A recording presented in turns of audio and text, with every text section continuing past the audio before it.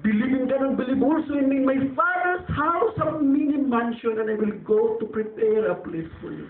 Ang Diyos nakatanaw sa atong mga pag-antos, mga kaigsunan. God, nakita niya kung unsa kita nga lupog, nagsakripisyo nining mahugawon nga kalibutan. Then God will create a place for us. Sa kalugar na dito niya tadadun. Nga kining atong gi-experiensyahan ng mga kasubanan ningon ang pinadayag 21:1. Wala na ang mga daang butang, pag-una ang tanan. Ato ba nang gilantaw ang atong kinabuhi, ang atong kaugalingon, nakita makangadto ni anak nga lugar. Take in a moment, my dear brothers and sisters, my friend, the most important kita nga passport nga kita makangadto ni anak is your relationship with God. Why not? Kining mga butang sa kalibutan pwede makapalipay nimo pero dili na makadala nga tuglangan. Sanglit kining kalibutan na tapuson sa Dios, and then this world will come to an end, and God will also end the death, yung walaon ang kamatayon kay ang Dios gusto niyang pahulayon kita sa atong pagantos. The point there, kumusta man ni sila nanay, nangamatay naman ni sila. Wala naman ni sila kinabuhi. Kauban pa ba sila sa saad sa Diyos na pwede silang makapuyo sa bagong langit o bagong yuta? Yes. Because ang sulti sa Biblia, 1 Thessalonians chapter 4 verse 16 sa Tagalog na pulong dingon, ang Panginoon din naman ang bababang mula sa langit na may santigaon, may tinig ng arkanghel at may pakakak ng Diyos at ang nangamatay kay Kristo ay unang mabubuhay na maguli. Yes, there is resurrection. May pagkabuhay mga kapatid, mga kaigsuunan. Si nanay, batay sa kanyang panampalataya ang iyang pagsalig, ang iyang relasyon sa Ginoo, kung siya nagkinabuhi, tugtog siyang kamatayon nga siya nakikonektar sa Ginoo, banahawon siya ibalik ni Jesus. Kaya naa siya paglaom nga makapuyo dito sa langit. Pero ang problema, katong mga dautan, katong wala magkinabuhi diha sa relasyon sa Dios, banahawon po ba sila? Pwede po sila?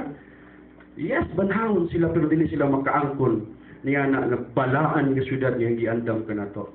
Pero kano sa sila banhawon? Pinadayag 20 bersikulo 5, ang uban nga magpatay dili banhawon hangtod dili mahuman ang 1,000 ka tuig. Kita mo, kataas kayo ang gap. Nya asa kaganahan gustong hatagan kag pagtagad sa Dios. Ang imong pagpili ra na igsuon.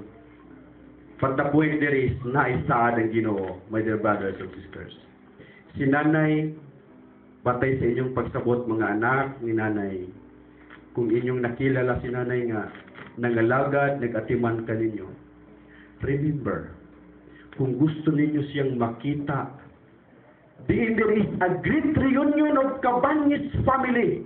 Diha sa inyong amahan, magkita mo, dili madugay, it won't be long.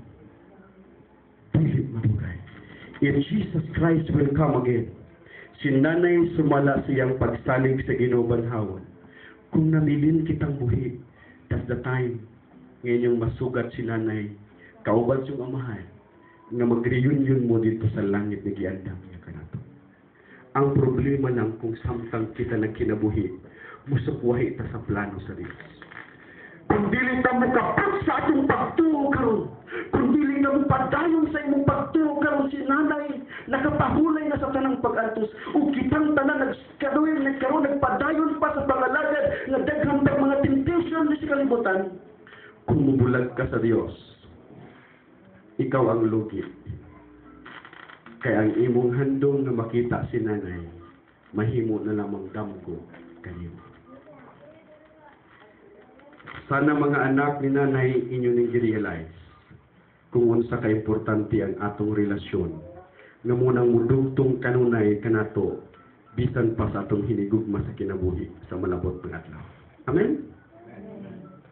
To close mga kaigsuonan, despite nga ang kamatayon niabot din ang kalibutan na God is so good because He give us promise nga na siya plano bisan sa atong pagpati nga in pain, ang Dios wala magpasagad nato. Wala wala magsalikway nato. He always there.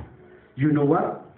John 11:35, si Jesus mihilak ang atong Dios. Si Jesus mihilak, siya mismo gibati po niya ang kasub-anan when Lazarus died. Just like in this Cabañas family, God is in pain. Naapod sa kasub-anan karon kay wala siya malipay nga ang tao mamatay. I do hope that you will find comfort as you continue to remember nanay sa kiyang kinabuhi. Comfort gikan sa Dios. Comfort gikan sa walaan nga kasulatan. How the promise of God is important kanato nga ikaw gako bililhon o ganunay plano ang Dios kanato. To end this message this afternoon, mga igsoon, allow me to share to you a story of a teacher. Ngayon ipakita ang picture ni Jesus Christ sa iyang klase. Ipatanaw niya sa mga estudyante niya. Dahil ang mga estudyante nag-ingon ang teacher, who is this picture? Kinsa man yung nasa picture? Mingon ang mga bata, ma'am, that is Jesus Christ. Halos lahat, that is Papa Jesus. Tanan nag-ingon, that is Jesus Christ. Pero there is may ana ay usa ka bata dito sa daplin nga nagsigig hilak nga samtang iyang gitutukan ka nga picture. Then ang maumam curious siya kaayo nganong hinghilak maong estudyante. Then iyang gingadto anak, nganong mihilak man ka? Ingon ang bata, ma'am, kana man gid nga picture. Dili ko kabalo siyang ngalan. Yes, Jesus Christ ni. Ma'am, kabalo ka ba, ma'am? Maugid ng nawong, ma'am. That is the face mo na siyang nawong nga migunit ka na ko. Yan ang mukha ng may pit na yumakap sa akin ng panahon ng aking ama at inay pinatay na hindi ko kilalang tao. What a comfort nga ang istorya na gingon. Sa panahon nga i-remember nyo si nanay, sana makita nyo ang mukha ng ating Panginoon na yayakap sa inyo.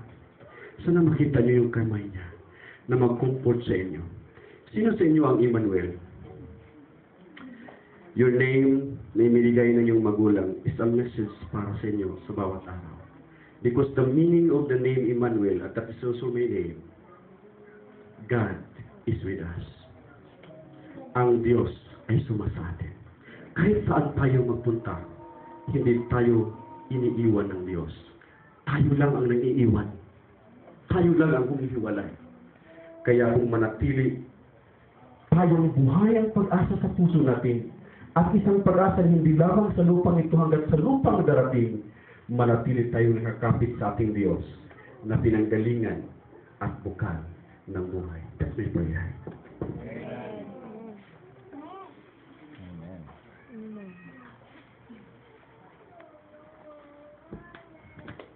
Daghang salamat.